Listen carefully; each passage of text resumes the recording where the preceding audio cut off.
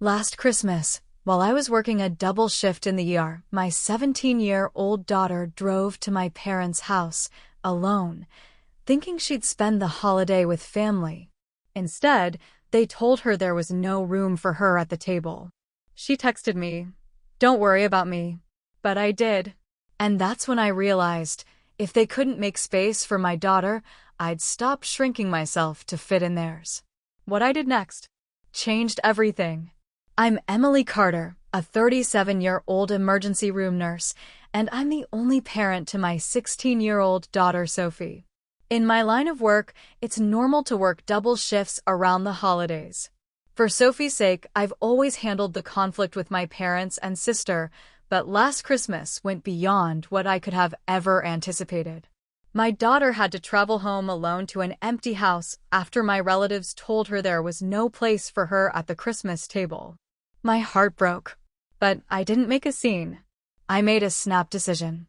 If you appreciate family stories about establishing boundaries and finding courage during challenging times, please hit the subscribe button and leave a comment below before I continue. 12 years ago, I decided to pursue a career in nursing because I wanted to support people in their hour of greatest need. I recognize the irony. I've devoted a lot of time to tending to strangers while occasionally neglecting to keep Sophie safe, who is the most important person in my life. When Sophie was 7 years old, my ex-husband Mark and I were separated. Although the breakup was largely cordial, Mark has only been sporadically involved in Sophie's life. His visits have become less frequent since he moved to Seattle for work 3 years ago. His parenting consists of phone calls on birthdays, sporadic texts, and child support payments that are generally made on time. Sophie stopped having children a few years ago, which saddens me but also makes me incredibly proud of her fortitude. About half an hour's drive from our small apartment is my parents' lovely suburban colonial-style property, owned by Frank and Margaret Mitchell. Mom is a homemaker who is always focused on flawless family get-togethers and spotless housekeeping, while Dad retired from his accounting firm 5 years ago. Jenna, my younger sister, had a successful marriage. David, her spouse, works in finance and hails from a wealthy family. Noah, age 13, and Lily, age 10, are their 2 children. The dynamics within the family have always been complex. Growing up, Jenna was the ideal child, more inclined to adhere to our mother's stringent standards for appropriate conduct and beauty. I selected a common career and got divorced, so I was the renegade. The book by Margaret Mitchell has 2 unforgivable sins. The grandchildren were also subject to this pattern of partiality. Sophie frequently felt like an afterthought, while Noah and Lily were showered with praise, expensive presents, and attention. Sophie nevertheless made a constant effort to gain her grandparents' acceptance. Instead of participating in proper activities like Lily's ballet or Noah's tennis lessons, she would spend hours creating handmade cards for their birthdays, assist in the kitchen without being asked, and obediently take my mother's thinly veiled criticisms about everything from her casual fashion choices to her interest in photography. After especially trying family get-togethers, I would tell Sophie, "They just don't know how amazing you are," as we relaxed in the car on the way home. She would always reply, "It's okay, Mom," with a shrug and a smile that stopped short of her eyes. I am aware that they each love me in a unique way. I received the familial support I frequently lacked at home at Memorial Hospital, where I work. After years of working the same holiday shifts and dealing with the stress of the emergency room, my coworker, Dr. Claire Wilson, has become a close friend. Despite being childless and unmarried, she has always shown a particular interest in Sophie, going to her school photography exhibits and bringing her odd mementos from medical conferences. My parents' house has always been a production at Christmas. My mother makes elaborate plans months in advance, insisting on formal dinner clothes and adorning every square inch of their house with matched trinkets. In the past, I had worked out my hospital schedule so Sophie and I could go, even if it meant staying up late on Christmas Eve or going straight to work after wrapping gifts. It was different this year. Our hospital was particularly affected by a statewide nursing shortage, and by early December, I was aware that I would be working 2 shifts on Christmas Day. Although disappointing, it was inevitable. One evening, while we were decorating our little artificial tree, I said to Sophie, "I'm so sorry about Christmas this year. We're severely understaffed, but I tried everything to switch." Sophie grinned as she hung a handcrafted ornament from her elementary school days. "It's okay, Mom. I am no longer a little child." "I should still come for dinner," Grandma suggested over the phone. I stopped, holding an ornament. "Really? That was considerate of her. You see?" Sophie appeared pleased. "They do care. And you don't have to worry about me getting there because I can drive myself now."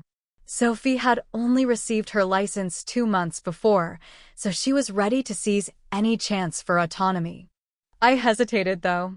"I'm not sure, my love. Christmas Day is today. Intoxicated drivers may be present, and—" "Mom," she cut in with her trademark adolescent eye roll.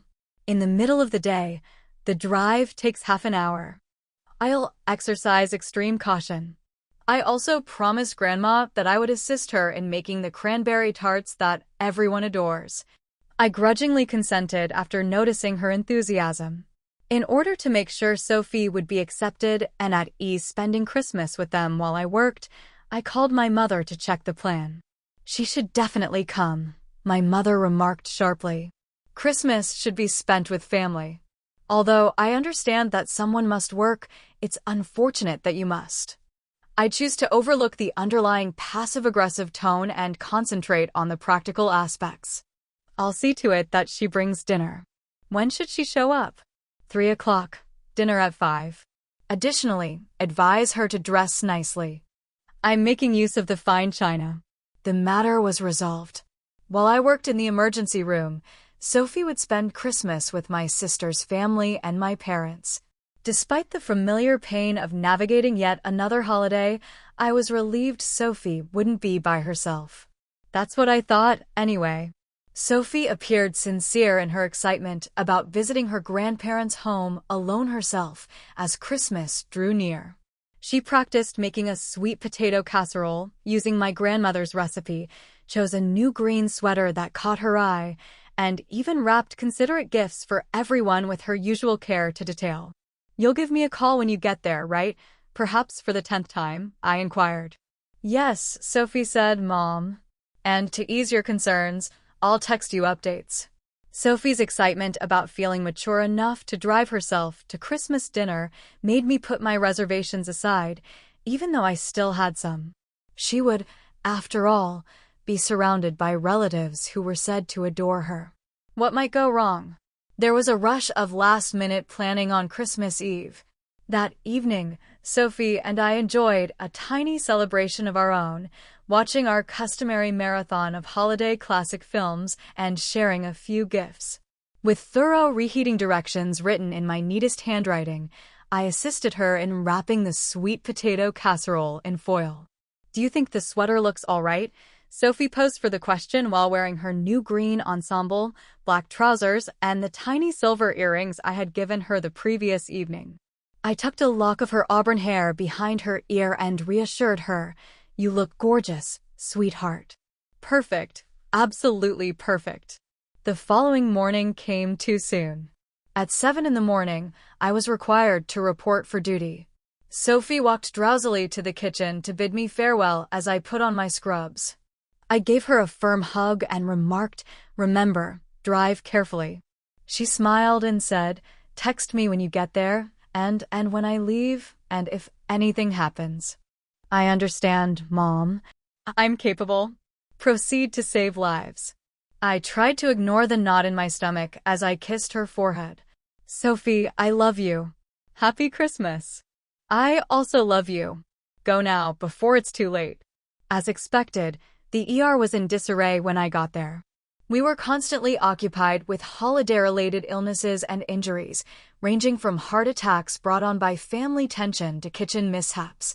We had a constant flow of patients by mid-morning, and I settled into the routine of triage, care, and treatment. Sophie texted me at around midday, and my phone vibrated. Arrived at Grandma's. It was okay to drive. "Hello," says Grandpa. With a wave of relief, I grinned and swiftly typed back between patients. "Fantastic. Enjoying yourself?" A few minutes later, she responded, "Yes, assisting in the preparation of dinner." As the afternoon wore on, I made every effort to check my phone and saw that Sophie was sending fewer and less excited texts. 1:30 p.m. and Jenna brought additional guests. Uncle David's coworkers. 2:45 p.m. It's possible that dinner will be delayed. 3:50 p.m. Everything is all right. Simply busy. The ER had reached its height of mayhem by 5:30 p.m. I hadn't checked my phone for more than an hour after a multi-car accident brought in multiple trauma patients at once. I found a message that chilled me to the bone when I eventually had a chance to catch my breath. Returning home. Don't be concerned about me. When I tried to call Sophie, my hands trembled. The call immediately ended up in voicemail. Panic building in my throat, I made another attempt as I hurried to the break room. "Doctor," as I walked by Meredith in the hallway, I said, "Wilson, I need a minute." "What's the matter?" She followed me and inquired. "Sophie is here. There was an incident at my parents' house." Sophie's face lit up the screen as my phone rang. I responded right away. "Sophie? What's happening? Are you all right?" Her voice was too controlled as she said, "I'm fine, Mom. It's too flat. I'm currently driving home." "Why? What took place?" "Nothing significant. Grandma suddenly told me that I couldn't sit at the table." "It's not a huge deal." My heart fell. "No room? What do you mean?" "Sophie, what happened?" After a long silence, she spoke again, but in a smaller voice. "Four additional individuals were taken from Uncle David's workplace by Aunt Jenna. Grandma stated that they needed the adult seats in the dining room when it was time for dinner. I was instructed to eat in the kitchen by her." I tightened my hold on the phone and closed my eyes. Grandma then began moving things around to make sure Noah and Lily were at the main table with everyone else after I indicated it was okay. She said when I brought my plate to the kitchen. Sophie's voice cracked a little. She mentioned that there was a lot going on and that perhaps it would be best if I returned at a later time when things weren't as busy. "There truly wasn't much space," she replied, "and perhaps next year will be better." I felt a wave of white-hot rage. Has anyone spoken up? Grandfather? Jenna? Grandpa was occupied with the turkey carving. Aunt Jenna continued to converse with her visitors while appearing uneasy. Uncle David said that if I wanted to wait, I could eat in their car. Sophie sounded more like a sob than a laugh. Not even a single person offered to take me home or prepare a dish for me to carry. So I simply walked away. "Now, where are you?" I asked, finding it difficult to maintain a steady voice. 10 minutes or so from home. I swear, I'm being cautious." "I'm so sorry, Sophie. I can attempt to find a substitute." "No, Mom," she forcefully interjected. "Your patients are in need of you." "I'm all right. Actually, at home, I'll simply reheat some leftovers." I demanded, "Text me as soon as you get home. Keep your phone's location sharing enabled." "Yes, I will. Do not be concerned." I stood motionless in the break room, trembling with a mix of anger and heartache after we hung up. My shoulder was touched by Meredith. "What took place?" With every word taste bitter in my tongue, I described the circumstances. "That's awful," Meredith murmured, her face growing serious. "Do you have to go?" "I may discuss emergency coverage with Reynolds." I weighed my mother feeling against my professional obligation as I peered through the glass of the crowded emergency room's break room. On Christmas, several patients were in agony, afraid, and away from their loved ones. "No," I responded at last. "Sophie says she's doing fine right now. She will shortly return home. Furthermore, there is nothing I can do to make this better right now. I'm needed here for these patients. Then I'll take care of my family." After midnight, when my shift ends, Meredith gave my arm a squeeze. "If you decide to change your mind, let me know. Don't let them get away with this, Emily." I nodded, coming back to the ground in my rage with fresh insight.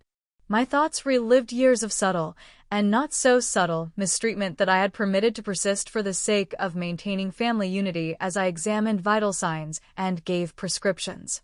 As I worked through the night, Sophie's text message that she had made it home safely was my sole solace.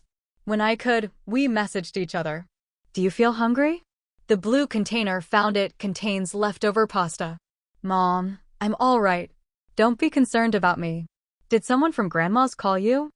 I responded to the text. A prolonged silence. Next.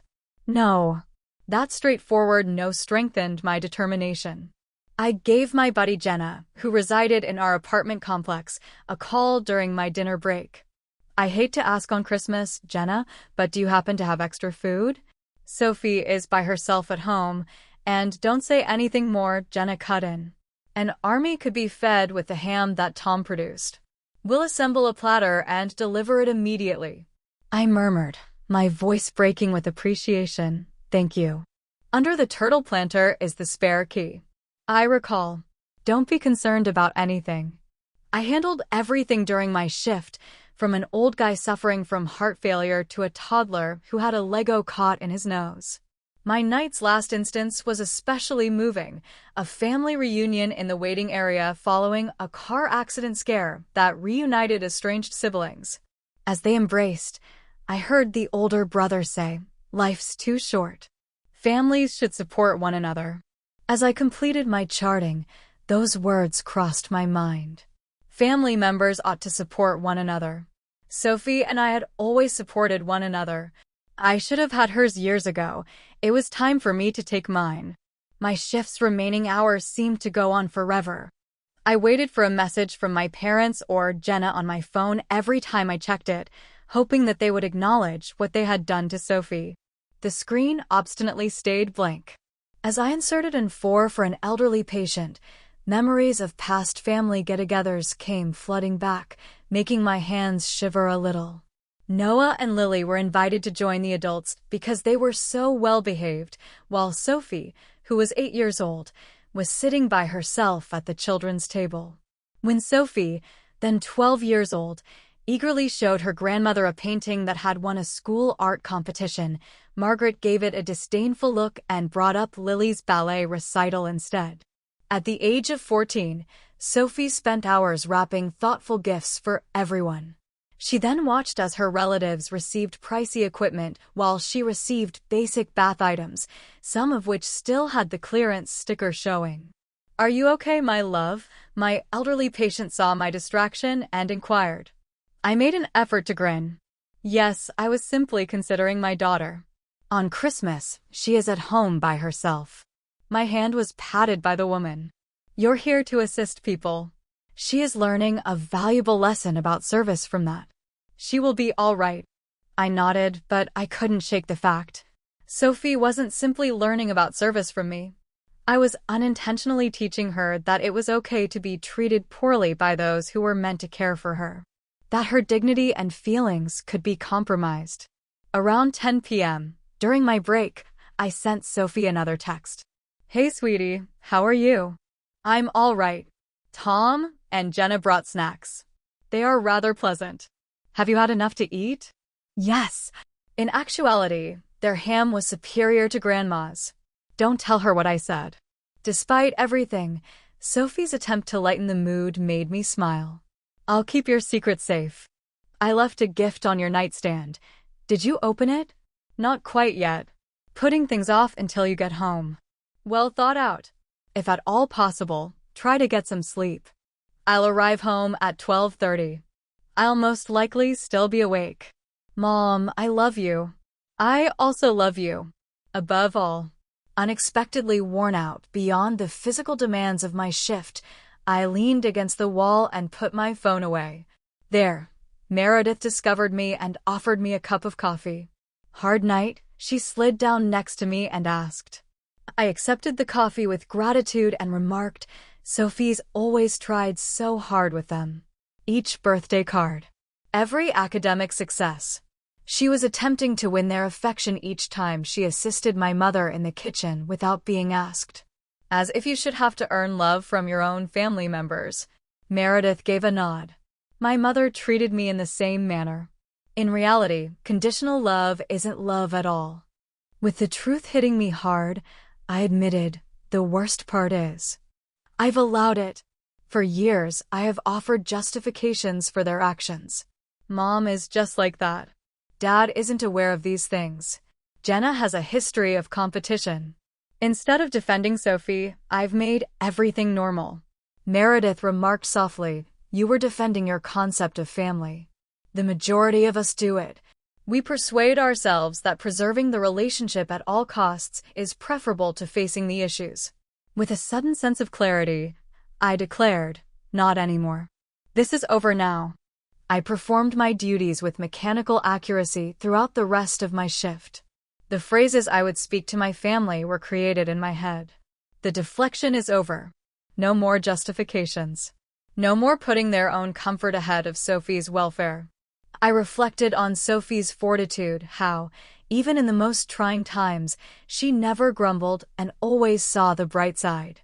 What my family had given her was far less than what she deserved, compared to what I had let them offer her. A young mother who had fallen while stringing Christmas lights was my last patient of the evening at 11:30 p.m. She worried about her kids at home while I sutured a cut on her forehead. With a small wince, she remarked, "My husband is with them, but it's Christmas night. I ought to be present." I promised her that she will soon return home. Additionally, kids are incredibly resilient. When things don't go as planned, they are aware of it.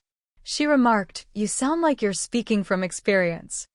I didn't answer until I had completed the final stitch.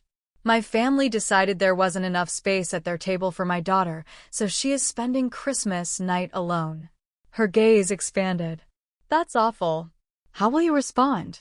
I grinned sincerely for the first time that evening. "I will ensure that it doesn't occur again."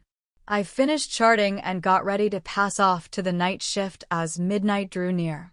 Despite the late hour, Dr. Alex Pierce, who had consented to cover, showed up looking fresh. He looked at the board and said, "Merry Christmas, Emily. You seem to have had a busy day." I responded, providing him with a quick update. It was eventful. "I appreciate you coming in tonight." "No issue." After pausing, he said, "Meredith mentioned you had some family drama." "I don't have any obligations to my family. Is everything all right?" Although I respected his concern, I wasn't prepared to talk about it in more detail. "Nothing that I can't manage. I should go see my daughter at home." He gave a nod. "Obviously. Do my best for her." The chill of December air felt enlightening as I walked out of the hospital. I looked at the location-sharing app in my car. Sophie was safely at home. Before returning to their flat, Jenna texted to let them know they had spent some time with her. She was quiet, but she was doing fine. The streets were almost deserted.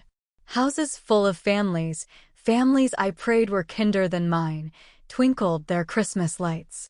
My resolve grew stronger by the mile. There would be conflict tomorrow, but it was my daughter's night tonight. My actual family if I returned at a later date, when things weren't so busy. Sophie's eyes began to well up with tears. "There really isn't any room, Sophie," she said. "Perhaps next year." As if I were some distant acquaintance who had unexpectedly arrived.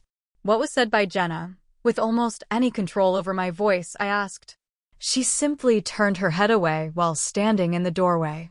Sophie dried her eyes with her sleeve when Uncle David said that if I wanted to stay, I could wait in their car. However, it was obvious that no one wanted me there. I simply said, "I'll go home." "Was there anyone attempting to stop you? Offer to give you a ride? Even make sure you arrived home safely?" Sophie muttered no. Grandpa was occupied conversing with the visitors. I doubt he even realized I was gone. All I did was text you as soon as I got in the car. The narrative is over. I felt Sophie's tears seeping through my shirt as I gathered her in a close embrace. "I'm so sorry, my love. I sincerely apologize for this incident." With her voice muffled on my shoulder, she murmured, "Mom, it's not your fault. You needed to work." "I understand. And I'm to blame," I murmured, stepping back to meet her gaze. I've put up with them mistreating us both for years. Rather than confronting their behavior, I have offered justifications for it. However, that is now over. Sophie gave me a startled glance. What are you saying? I mean, their actions were totally inappropriate. There will also be repercussions. My daughter is not treated that way by anyone. Not even relatives. Not family, in particular. Sophie's face softened for the first time since I had been home. You're not going to act like a baby, are you? Despite my rage, I grinned. Perhaps. Would you be embarrassed by that? No, she said after giving it some thought. Really, I believe I could live with that.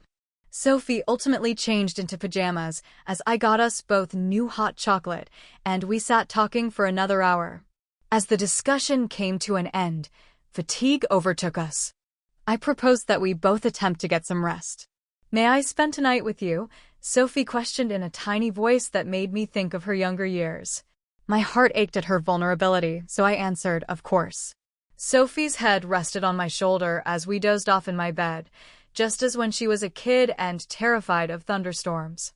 Regardless of their link to us, I quietly vowed to never again let anyone make her feel worthless or unwanted while I held her near.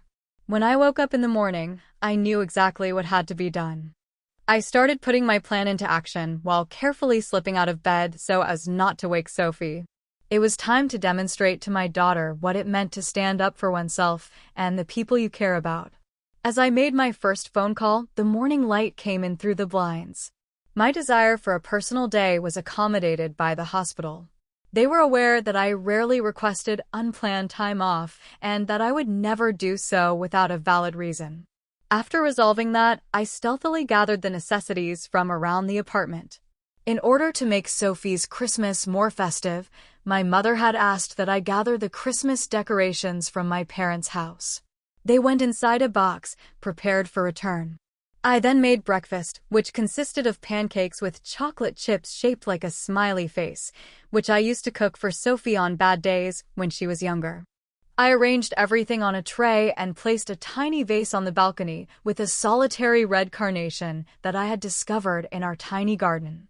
I decided what to do next while the coffee was brewing. I made a call to my parents. Unsurprisingly, after a few rings, it went to voicemail. After throwing a dinner party, they were never early risers. I calmly and clearly said, "Mom, Dad, this is Emily. What transpired with Sophie yesterday was totally intolerable. You determined there was no room for my daughter, so she spent Christmas alone, so I'm taking the day off work to spend it with her. Since we will now be establishing our own customs, I will be returning all of the Christmas decorations you gave us. Going ahead, any relationship you wish to have with either of us will have to be on new terms, characterized by respect and well-defined boundaries. When I'm prepared to talk about those terms, I'll get in contact." I felt a burden lifted from my shoulders as I hung up. No rage. Don't shout. Only obvious repercussions. Then I texted my sister about it.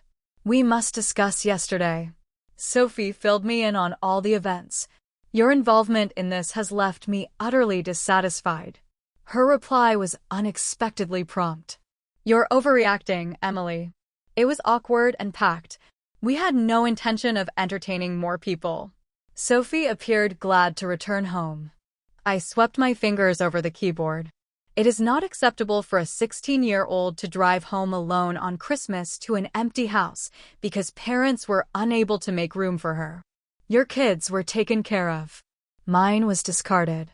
That says a lot about your opinion of Sophie. Jenna's subsequent reply exposed her actual nature. That is unfair. My children are younger. Sophie is almost a grown-up. Mom was under a lot of pressure to please everyone. It wasn't intimate. I inhaled deeply before answering. Sophie took it very personally. She spent days getting ready.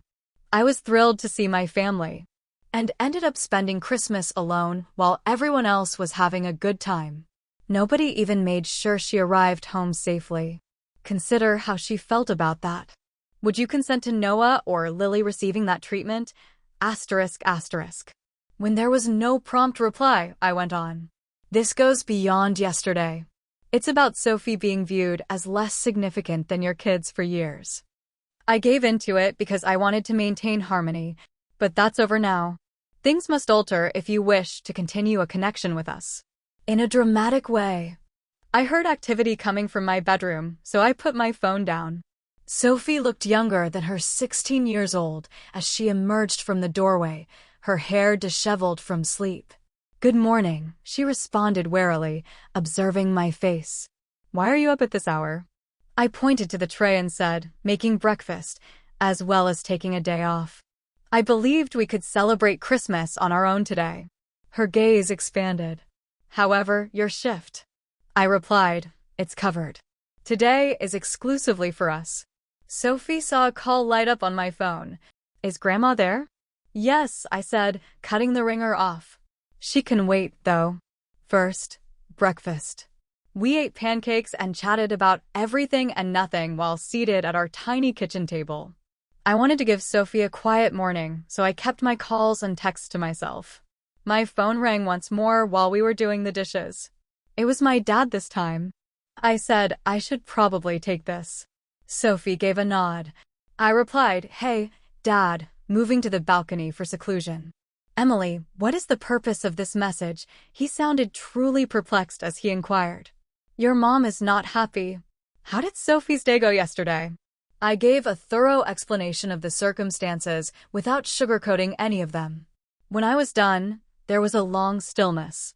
At last, he replied in a sad voice, "I had no idea. I was busy slicing the turkey for the visitors." Sophie left, but I was unaware of it. "I was not informed by your mother that she had asked her to return home. Dad, it happened whether you knew it or not.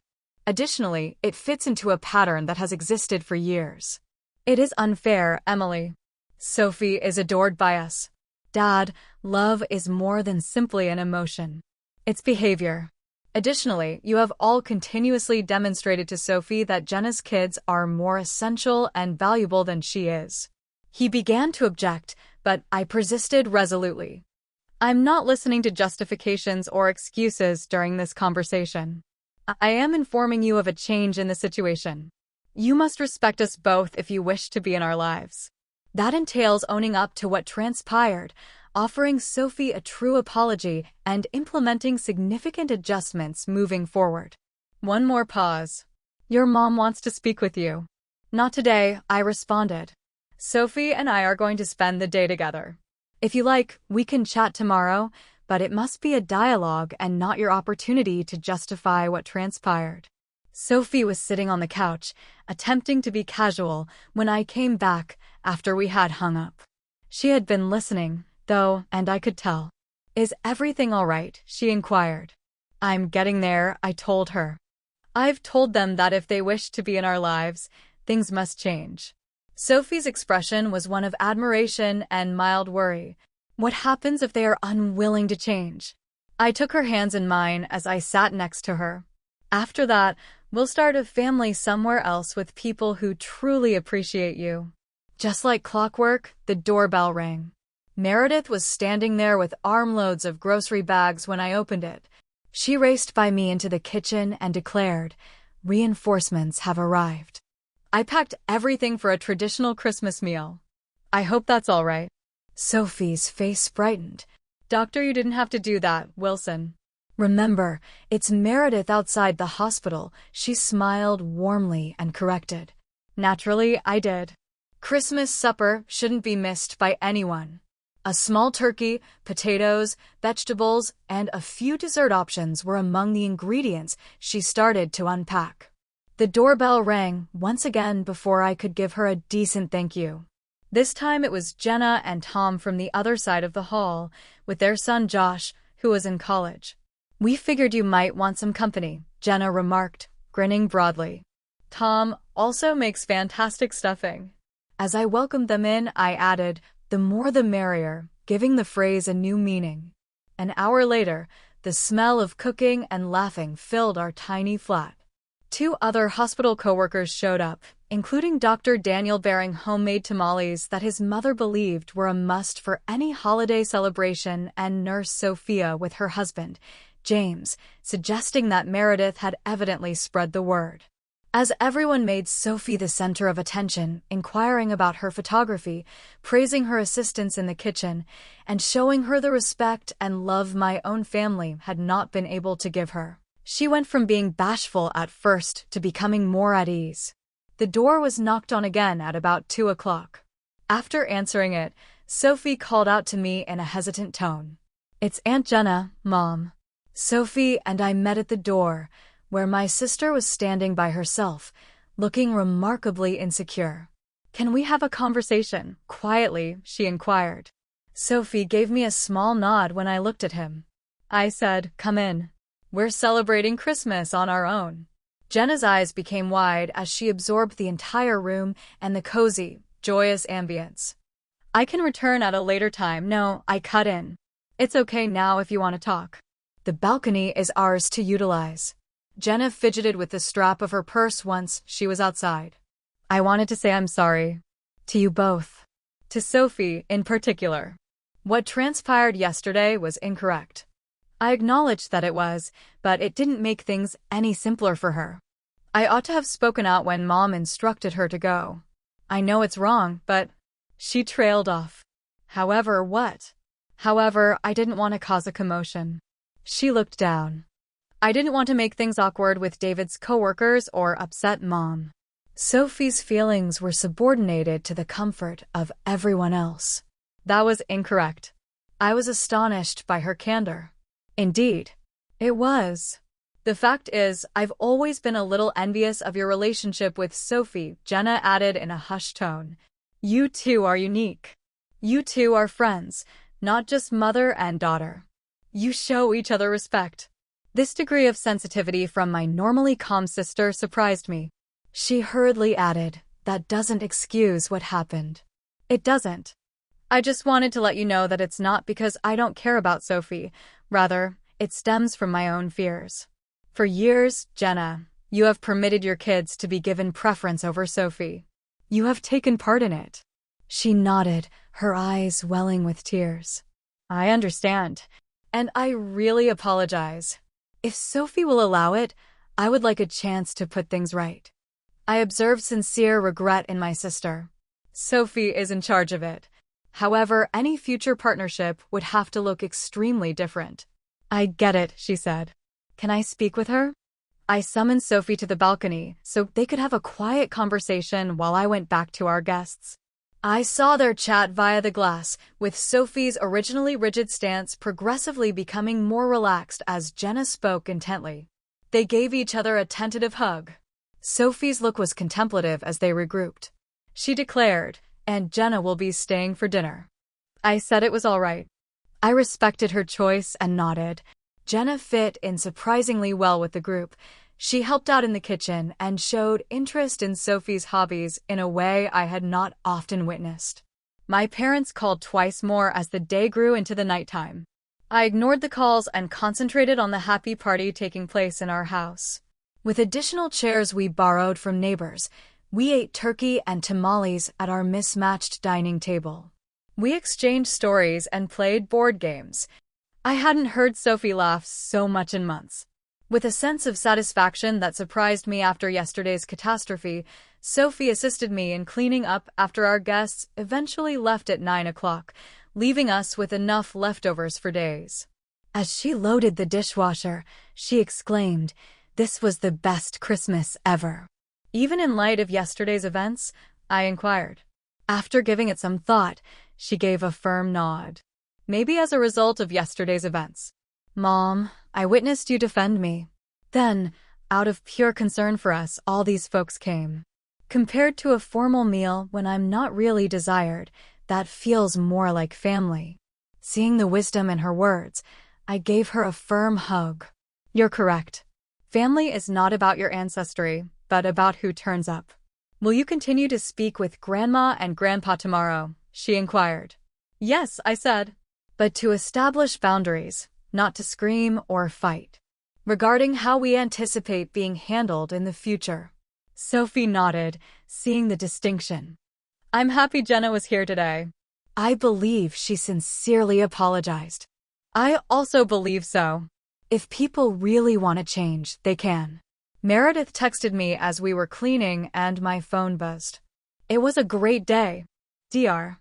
Pierce apologizes for missing it. He wanted to know how you two were doing. Perhaps next time. Grinning, I typed back. Next time, for sure. I appreciate everything you've done today. Sophie smiled mischievously as she looked over my shoulder. Dr. Pierce wanted to know how we were doing. The adorable person who consistently brings you coffee. My cheeks were heated. He's just a coworker who is worried. A worried coworker who treats you like a Christmas miracle, Sophie taunted. I chuckled and gave her a gentle prod. Go to sleep. The past 2 days have been exhausting. Sophie stopped on her way to her room. Mom, you have my admiration for resisting them. Her words were incredibly important. I'm pleased with us. And I swear that going forward, we will only spend time with those who truly appreciate you. Who knows how wonderful you are? That also applies to you, she stated gravely. Mom, you two deserve better. Sophie was correct, I realized as I prepared for bed that evening. Better was due to both of us. And I had finally demonstrated to her how to accomplish it by acting today. It would be difficult to confront my folks tomorrow. However, Sophie's presence made me feel prepared for whatever lay ahead. Our spontaneous Christmas party had left the flat in a lovely mess, with signs of happiness all over it. My parents appeared more frightened by Sophie's stillness than by any outburst of rage. Margaret, my father softly prodded. Are you at a loss for words? My mom adjusted her posture, which was already impeccable. Yes, well, with the unexpected guests, things became a little frantic. Maybe I wasn't as good at handling it as I could have. Sophie was stiff next to me. This was just what I had anticipated, no apologies. Because you told Sophie there was no room for her, while making room for everyone else, including kids younger than her. Sophie drove home alone on Christmas Day to an empty house, I added calmly. Not handling it well doesn't even come close to explaining what transpired. My mom's face reddened. Emily, what would you have wanted me to do? There weren't enough chairs. Jenna, who surprised me with her candor, interrupted, saying, you could have asked one of the adults to eat later. Or we could have taken turns eating. Alternatively, someone might have rushed to retrieve a folding table. Sophie didn't need to be sent away. There were dozens of alternatives. Mother's eyes were betrayed as she turned to see Jenna. At the time, you said nothing. I know, admitted Jenna, and I was mistaken. Sophie has received my apology for that. Christmas Day isn't the only problem, I added, maintaining a steady voice. Sophie has endured years of being viewed as less significant than Noah and Lily, less worthy of love, care, and attention. My mother objected, saying, that's not true. We adore Sophie. Mom, you show love by doing things, I said. And you have continuously displayed partiality in your actions. Before speaking to me, Dad put a soothing hand on my mother's arm. Emily, what do you want from us? What more can we do but to apologize and be here? I had been waiting for this opportunity. There must be clear expectations and boundaries if you wish to continue a relationship with us. I listed them, treating all grandchildren equally, treating Sophie and me as unique people with legitimate emotions and preferences, not criticizing our appearance or life choices, and, above all, taking responsibility when these lines were crossed. We won't be going to any family events when these standards aren't fulfilled, I continued. We will no longer put up with disrespect or discomfort in order to maintain harmony. My mom appeared in disbelief. Are you now issuing us demands? No, Mother. I'm telling you what we need in order to maintain a positive connection. You have complete control over whether or not you can supply that. Sophie, who had said nothing during the conversation, eventually opened his mouth. I would like to be in a relationship with both of you. I cherish you. But you must show me that you value me, not just say you do. Nothing else appeared to be able to get past my mother's defenses like her straightforward, sincere statement did. As Margaret gazed at her grandchild, her face softened a little. Her voice was softer than before as she replied, Sophie, I never meant to make you feel unvalued.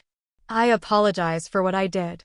Although it wasn't a flawless apology, it was a beginning, my mother's first sincere admission that her actions had truly wounded people. Ever the pragmatic one, my father questioned, "What happens now?" "We'll see if things can change now," I replied truthfully. "We won't interrupt you. We're requesting a fresh start with fresh insight." We decided to hold another neutral family meeting in January to go over specific expectations and future plans. Sophie smiled as my father gave her a close hug and whispered something in her ear as we got ready to depart. Although it was shorter than usual, my mother's embrace seemed less formal. We were walked to our car by Jenna. She said, "That went better than I expected." "So far, it's just words," I reminded her. "Actions will be the true test." "I understand," she said. "But it's a beginning." Small but important changes started to show over the next few weeks. Sophie received multiple calls from my father, who expressed interest in her photography and offered to assist her in setting up a real darkroom in our spare closet. One weekend, armed with equipment and materials, he spent hours working with Sophie, their bond becoming stronger with every project they completed together. My mother developed more gradually and methodically. It was weird when she came to our flat alone for the first time.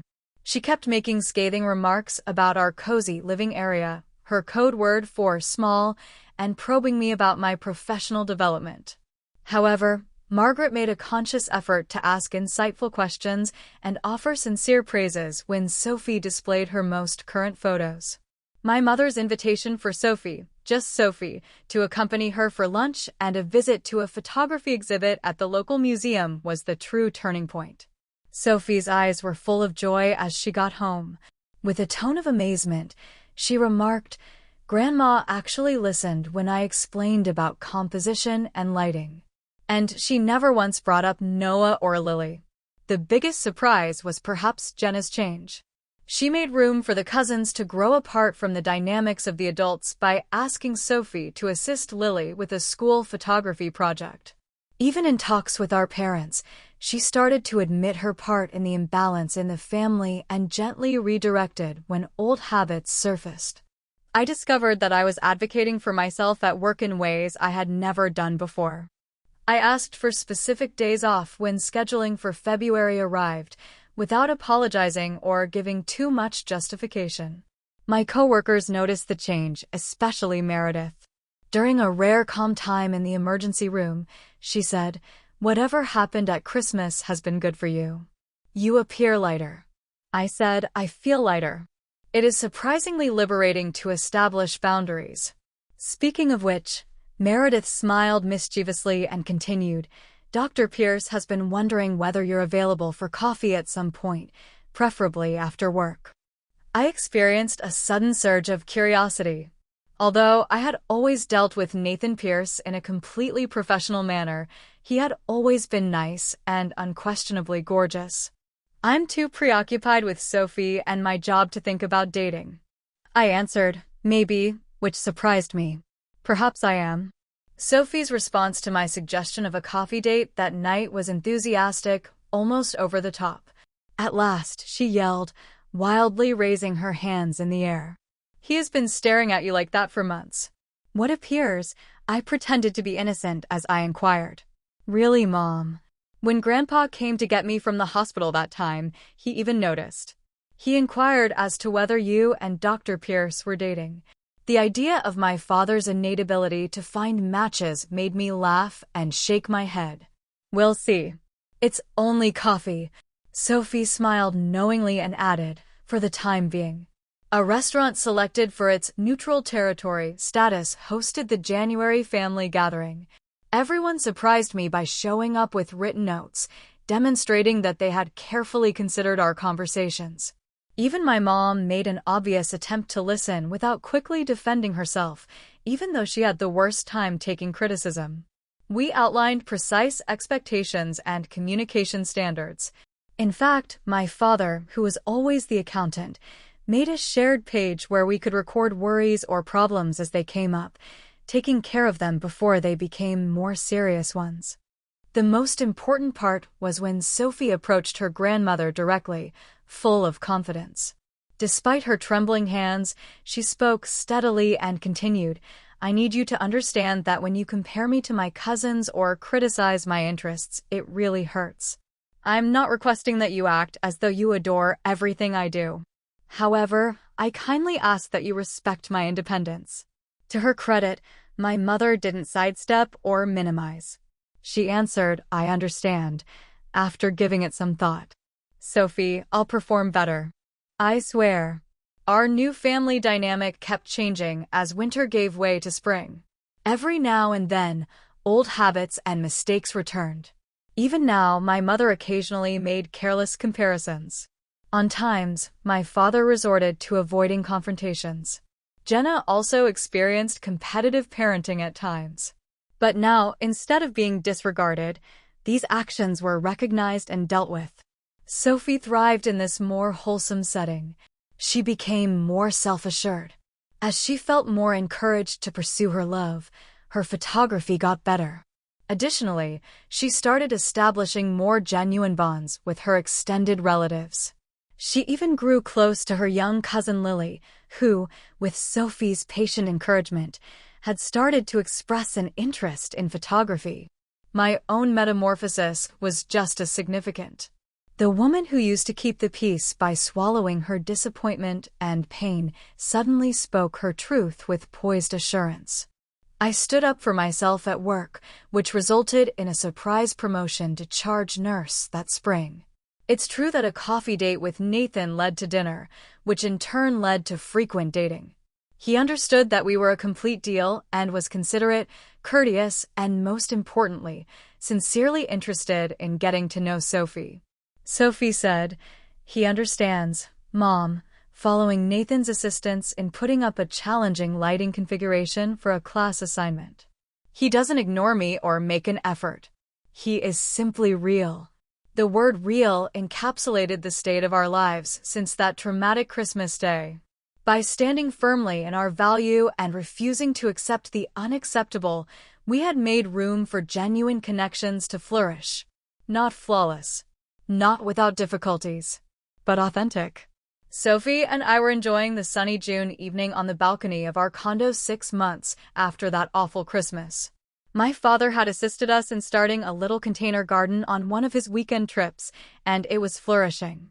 As we drank lemonade and considered how much had changed, the string lights Sophie had strung cast a soft glow over everything.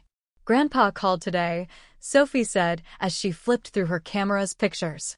"Next weekend, he wants to take me fishing." I grinned, recalling how Sophie and my father had found a mutual love of solitude in the early morning. Their monthly fishing excursions had become a regular occurrence, providing them with the understanding and peaceful talk they had previously lacked. How about Lily and Noah? Curious if the old patterns were actually shifting, I questioned. Sophie gave a shrug. "Noah has no interest in it. Lily has a recital this weekend, but she might come back later." "In any case," Grandpa said, "it's my particular time." That straightforward declaration was a huge step forward. Instead of grouping the cousins together or showing preference for certain, my father had genuinely tried to build relationships with each grandchild, acknowledging Sophie's special traits. The path taken by my mother had been more convoluted.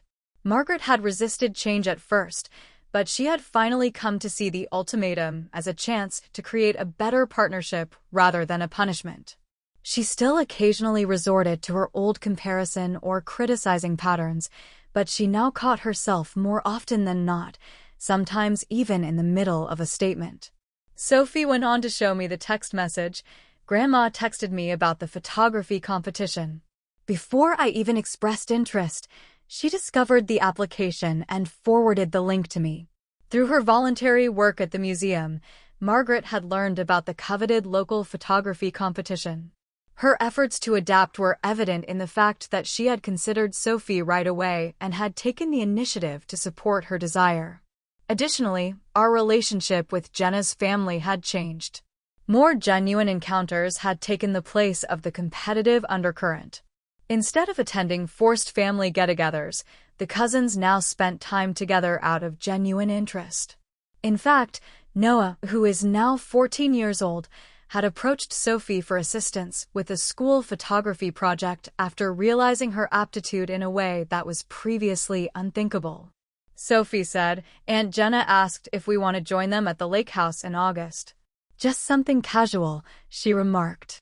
"No demands." "Want to go?" I inquired in a neutral tone. Sophie thought about it. "Indeed. I believe I do. Now, things are different. She does see me." It was all about being seen, really seen. It had taken time for our extended family to undergo these adjustments, and there had been some setbacks. On all sides, there had been times of irritation, difficult discussions, and backsliding. However, a new normal had been gradually established by the constant enforcement of limits. Over the course of several months, my relationship with Nathan had steadily grown. He respected the limits I established for my time with Sophie and was aware of my priorities. Something lovely had blossomed between us because of his tolerance and sincere interest in our lives. "Dr. Tomorrow is Pierce's dinner date, correct?" Sophie smiled knowingly as she asked. "Nathan," I softly corrected. "Yes, he is bringing ingredients so that we can both learn how to make authentic paella." "Don't you like him a lot?" Sophie noticed, surprising me with how observant she was. My cheeks were heated. "I do. But you're aware that you remain my top priority, aren't you?" Sophie rolled his eyes wildly and whispered, "Mom, I am aware of that. I am also aware that you are deserving of happiness. And he brings you joy." I was always in awe of her maturity. "When did you become so intelligent?" I made fun of it. "Probably around Christmas," was her thoughtful response. "Something changed for me when I saw you defend us. I came to see that being treated poorly does not equate to being a decent person. It simply tells others that mistreating you is acceptable." I clasped her hand as I stretched across the tiny table. "That's precisely correct. That's been on my mind a lot lately," she added. "Especially because next year is when college applications are due. I used to be really concerned about what people thought, especially Aunt Jenna and Grandma. I'm just concentrating on what I truly want right now." "And what would you like?" I inquired. Without hesitation, she stated, "To study photojournalism. To use pictures to tell stories that evoke strong emotions in viewers." The best present of the entire trip was the assurance in her voice. At this point, my daughter gained a lifelong understanding of her own value. My phone rang, interrupting our conversation. Meredith was calling regarding a baby shower for a fellow employee. I watched Sophie take pictures of the sunset, totally engrossed in catching the ideal light, as I talked to her, completing the specifics of the present we would give each other. Sophie looked curiously at me after I hung up. "Do you recall that confronting Grandma and Grandpa wasn't limited to a single Christmas meal?" I gave a nod. "Now I understand," she added. "It was about training me to respect myself enough to demand respect. Isn't that correct?" I was astounded by her understanding and verified. "That's exactly it. The best gift I could give you is the means to defend yourself, not safety from all harm. To be aware of your value and expect others to respect it." We stayed on the balcony as night fell, talking about future possibilities and organizing our summer. The traumatic Christmas that had sparked so much transformation now appeared to be a faraway memory, not forgotten, but changed into the start of something far more wholesome. "You know what all of this has taught me?" As we eventually made our way inside, Sophie pondered. "Family is more than just your kinship. It all depends on who shows up, who honors you, who is able to perceive you for who you are." "That's exactly correct," I concurred. "Family can be biological, but it can also be defined as the people you choose and the people who choose you back each day." Sophie went to her room, but I stayed in our living room and stared at the pictures that were now hung on our walls, pictures that Sophie had taken, framed and revered. One of them was a fresh Easter family photo. In fact, everyone is grinning. Sincerely. Real, but not flawless. Real us. It hadn't been an easy ride from that awful Christmas to this point. However, it had been required. And finally, recovery. We had made room for something better to develop, not only with our extended family, but also inside ourselves, by refusing to tolerate abuse, and by setting clear limits. Have you ever needed to establish challenging limits with relatives? Please share your experiences with me in the comments section below. And that's how a single, painful Christmas turned into the beginning of something stronger. I learned that the best revenge isn't yelling or fighting, it's living well, protecting your peace, and choosing growth over bitterness. If you've been betrayed, take a breath. Set your boundaries. Heal. You don't have to carry what others broke. I'd love to hear from you. Have you ever had to walk away from someone you thought would always be there? Share your story in the comments. Let's remind each other, healing isn't weakness, it's power. So, what does rising above look like for you?